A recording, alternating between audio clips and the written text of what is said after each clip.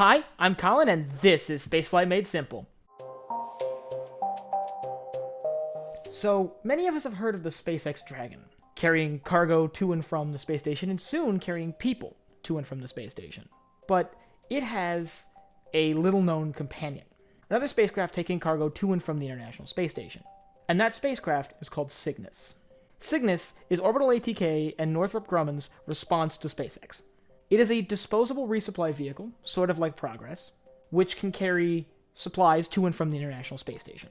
Unlike a lot of other transports to and from the space station, Cygnus is one of the very few to actually have its own dedicated launch vehicle. The Cygnus spacecraft is designed to launch atop the Antares rocket. The Antares launches from the Mid-Atlantic Regional Spaceport outside of Wallops, Virginia. So it actually doesn't launch from Cape Canaveral. With 2 engines on the first stage, it roars to life and lifts off the pad. After it's done its job, the first stage of the Antares rocket separates away. The second stage then continues to put the Cygnus spacecraft into orbit. Once in orbit, Cygnus runs a few checks, makes sure everything's good, and deploys the solar panels. After that, it continues on to the International Space Station. Once it has arrived at the International Space Station, it'll fly up underneath it, and unlike a lot of other spacecraft, the Cygnus actually doesn't dock under its own power. Instead, the station's robotic arm reaches down and grabs the Cygnus, and docks it to the bottom of the space station itself. Once some checks are done and everything's set up, the astronauts on board can open the hatch and remove the payload from the Cygnus spacecraft. After everything's been removed from the Cygnus, they can pack it full of garbage, or things they don't really need anymore, and it separates from the space station.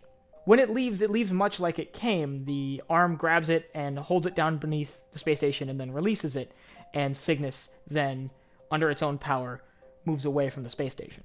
After it's a safe distance away from the space station, Cygnus does a burn that changes its orbit a little bit, and a few days later, it'll fire its engines and slow its velocity so it falls into the atmosphere. Now, unlike the SpaceX Dragon, Cygnus doesn't have a heat shield, so when it falls back into the atmosphere, it burns up.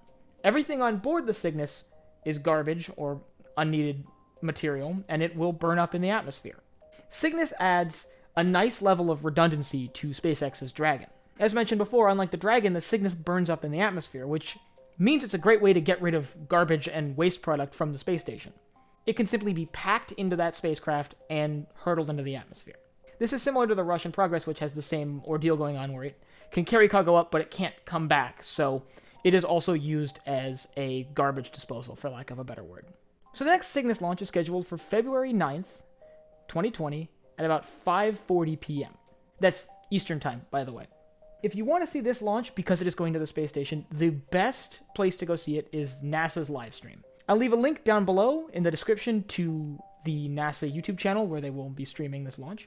And as always, if you want updates on this launch or updates on delays or anything like that, I'll leave a link to my Twitter down below where I tend to keep things as up to date as possible on things like delays and scrubs and so on and so forth.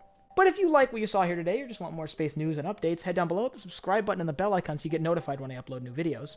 Also, don't forget to leave a like and a comment. If you have questions about Cygnus or Antares or anything spaceflight related, really, leave it in the comments down below and I'll try my best to answer them, or who knows, it could be the topic of a future video. So for Spaceflight Made Simple, I'm Colin and I will see you next time.